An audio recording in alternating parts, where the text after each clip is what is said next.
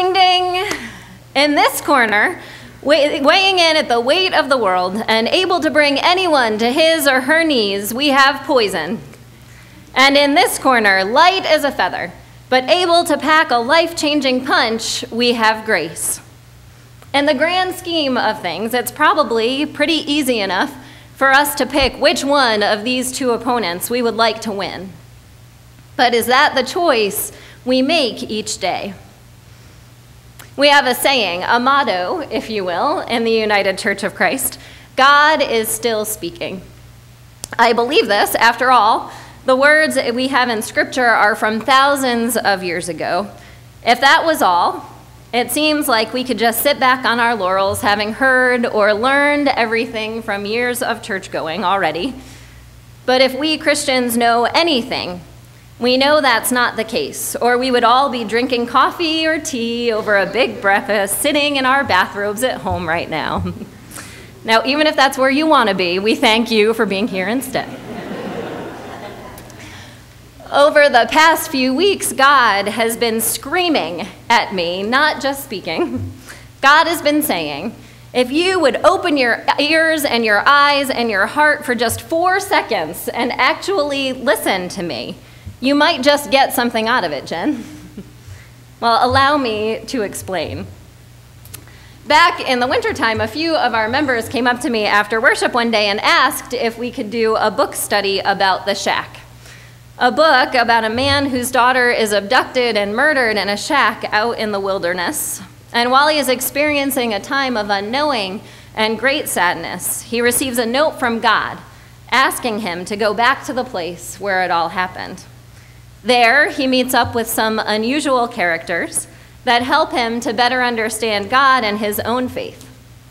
So, we've decided to have this book study as part of our Lenten adult education offerings, meaning that I have been reading and rereading parts of the book over the last few weeks. Then, we decided to use movies and music to take a better look at faith with the Senior Youth Fellowship group this Lent.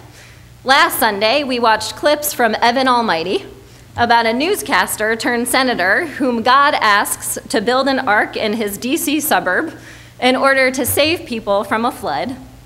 It's a comedy of epic proportions, is what it says on the DVD box.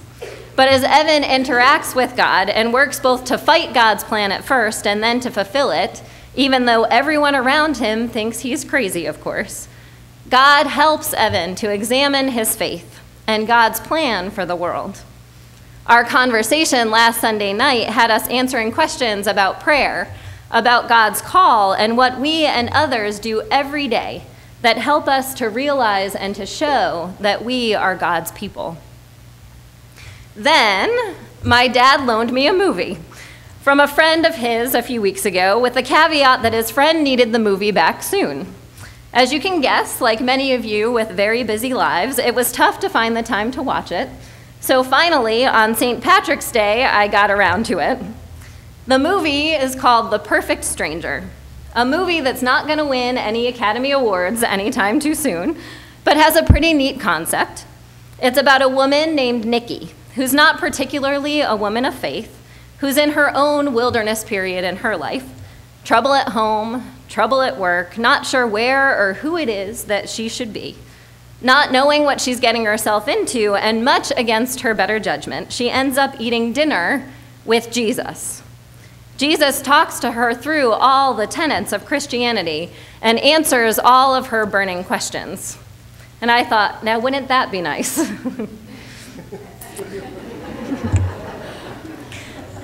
So, as if that were not enough, to top it all off, I had chosen the scripture lessons and the title for this sermon back in mid-February, but just had the opportunity to really do the reading, the praying, and the research about poison and grace this past week. And then, on my way home from picking Braden up last night at my mother-in-law's house, there was a song on the radio that was all about how we are our own devil. All right already, God, I get it. And I could just hear God saying, don't all right already me, young lady. It took me scripture, prayer, 2 movies, a book and a song to get you to even begin to think about the message that I'm trying to get across here. I can be a little bit thick-headed sometimes. But what do all of these things have to do with our aforementioned opponents, poison and grace? Well, there were two conversations that came up in each of these media that made me think about our relationship with God and God's relationship with us. The first was a question that was asked by a person in each of them to God. Do I know you? And God's reply, not as well as I would like. Surely we do a lot in our everyday lives to hinder our relationship with God. That's some of the poison that we infuse into our systems. We spend so much time poisoning ourselves with actual things, substances and junk food.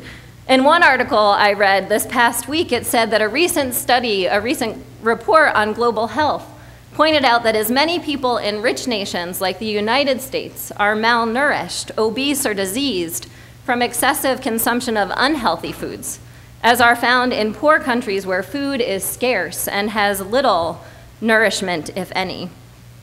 We fill our refrigerators and our homes with more and more stuff, looking for the newest and the latest thing. We oftentimes turn to such poisons because we are a people and a culture who desire instant gratification. And as many of us know, the biggest issue with this in our faith lives, of course, is that it often seems as if God is not moving fast enough for us. We sometimes wonder if God has a direction for us because we're not getting there, wherever we want there to be, quite quickly enough. We spend so much time focused on getting somewhere else that we rarely take the time to realize the presence of God in each moment of our lives, in the present, in the here and the now. We also poison ourselves with things like worry and doubt and fear. Now, I consider myself a pretty expert worrier, often worrying about the craziest things, and often about things that will never happen. Thanks be to God.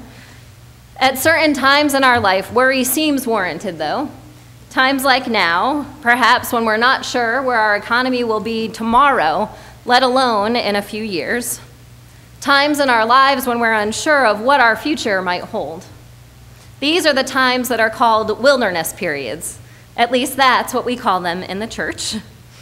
The experience of wilderness periods we know began as primarily an Israelite experience, as Kyle read for us, escaping Egypt through desolate wastelands in the desert of Sinai.